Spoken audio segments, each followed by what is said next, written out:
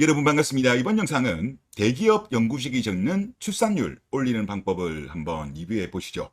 오늘 주결에 올라온 글인데 낯설지가 않아서 제가 찾아보니까 작년에 블라인드에 올라왔던 글이더라고요.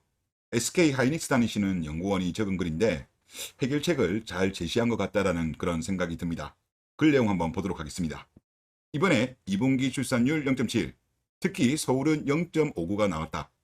반대로 이야기하면 지방은 그래도 1.0은 가깝게 나온다는 거다. 대한민국에서 제일 간기 여성이 많은 서울 여자들은 현실적으로 출산을 포기하는 게 맞다고 생각한다. 이들은 매우 이상적인 상황이 아니면 출산을 할 생각이 없고 결혼 및 출산은 본인에게 해가 된다고 생각한다. 지방의 경우는 상대적으로 출산의 의지가 있지만 여자가 별로 없다. 서울 여자들이 지방으로 가면 좋겠지만 현재로는 불가능할 것으로 보인다.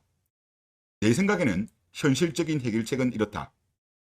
지방 남초 도시를 중심으로 국제결혼을 장려하는 거다. 국제결혼 시 비용을 정부가 부담한다. 이분이 주장하시는 사실상 주제가 이 내용인 것 같습니다. 국제결혼 시 비용을 정부가 부담, 아니면 지자체가 좀 서포트 해준다든가 그걸 말씀하시고 싶은 것 같아요.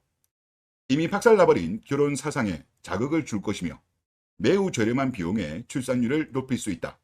그리고 산모 출산 나이도 획기적으로 낮출 수가 있다. 이미 오랜 기간에 걸쳐 표본도 존재하고 제도도 어느 정도 정돈된 상태다. 현재 가임기 여성의 위상이 꺾일 수 있겠지만 가장 확실하고 저렴한 비용이 아닐까 생각한다. 이분은 국결이 답이다라는 그 주장인 거죠. 그리고 마지막으로 다문화 반대하는 분들에게 한마디 해주고 싶다. 당신들 같은 사람들 때문에 현재 출산율이 생겨났다라는 그런 글입니다. 그리고 2023년 지역별 합계 출산율을 보면 전국이 0.72였습니다. 그리고 지금 다 1 밑에요. 세종이 2022년까지는 1이 넘었는데 세종도 이제 깨진 겁니다. 그래서 세종이 답이라는 이야기는 허구였다는 것이 확인이 되었고 지금 서울이 제일 낮아요. 0.5. 부산이 0.66, 인천이 0.69, 대구가 0.70, 강주가 0.78합니다. 그러니까 울산과 대전을 제외한 대도시의 경우 전국 평균을 하회하고 있어요. 특히 인구가 많고 여초인 서울 같은 경우는 0.5예요. 0.5. 그런데 서울은 약간 특수성은 있죠. 서울 같은 경우는 이제 서울에서 살다가 결혼하면 경기도로 빠지는 경우가 많습니다. 그러면 경기도라도 좀 높아야 될 건데 경기도 같은 경우도 0.72밖에 안 돼요. 인천은 0.69고요. 그러니까 수도권 전체적으로 보더라도 합계 출산율은 전국 평균이 안 된다는 거예요. 그런데 SK 하이닉스 연구원이 말했던 것처럼 지방 같은 경우는 합계 출산율이 높습니다. 자, 세종은 특수한 경우니까 빼고 전남 0.97, 1에 가까워요. 그리고 강원 같은 경우도 0.89, 충북 0.89, 경북이 0.86, 충남이 0.84 이런 순으로 나오고 있습니다. 그러니까 확실히 수도권이라든가 대도시에 비해서 지방이 높은 합계 출산율을 보이고 있는 거예요. 그리고 올해 6월에 보건사회연구원에서 발표한 내용인데 미혼 남자가 미혼 여자보다 20%가 더 많다고 합니다. 심지어 20에서 49살까지 모두 남녀를 짝을 지어도 남자가 11.2%가 남는데요. 당시 그때 일부 여기자들 같은 경우는 이 자료를 바탕으로 남자들아 결혼하려면 이자들한테 잘해라 이런 식으로 이야기를 하던데 이건 아니죠. 자, 지금 젊은 친구들이 무슨 잘못이 있습니까? 과거의 남아 선호 사상으로 인해 가지고 여아를 많이 낙태를 했죠. 그로 인해서 성비 불균형이 많이 발생한 겁니다. 그러면 이들 같은 경우는 피해자예요. 왜 젊은 친구들한테 젊은 남자들한테 똥을 치워야 합니까? 오히려 도와줘야죠. 억울하니까 도와줘야 됩니다. 그리고 지금 이거 같은 경우는 지역별 결혼 성비 불균형 비율인데 전국이 19.6이에요. 전국이 19.6인데 서울 같은 경우는 2.5, 부산은 16.2입니다. 나머지는 전부 다 평균보다 높아요. 경북 같은 경우는 34.9예요. 말도 안 되는 비율이죠. 경남도 33.2, 충북도 31.7, 전북도 29.5, 전남도 29.6이에요. 충남 26.0, 강원 25.3입니다. 그러니까 지금 여자들이 너무 없는 거예요. 지방의 경우에는. 그런데 지금 서울이 2.5로 나오잖아요. 이 말은 무슨 말입니까? 지방 출신이었던 여자들이 서울로 많이 올라온 거예요.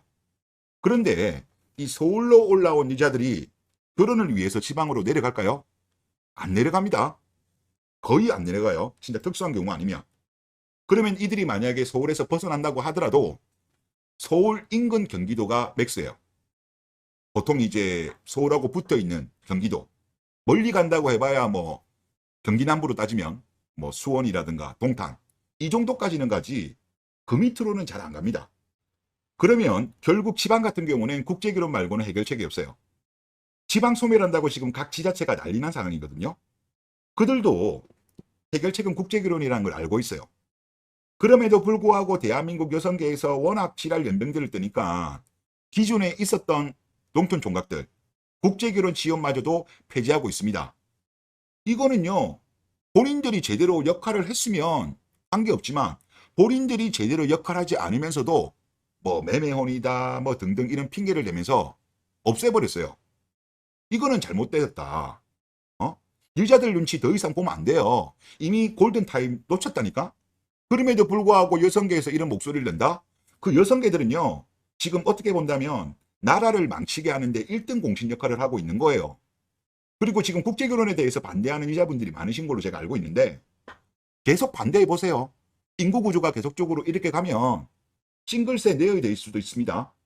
그리고 여자들 같은 경우도 군대 가야 될 수 있어요. 지금 2030 여자들 군대 안 간다? 그렇게 생각하고 있죠. 그거 몰라요. 최근에 나왔잖아요.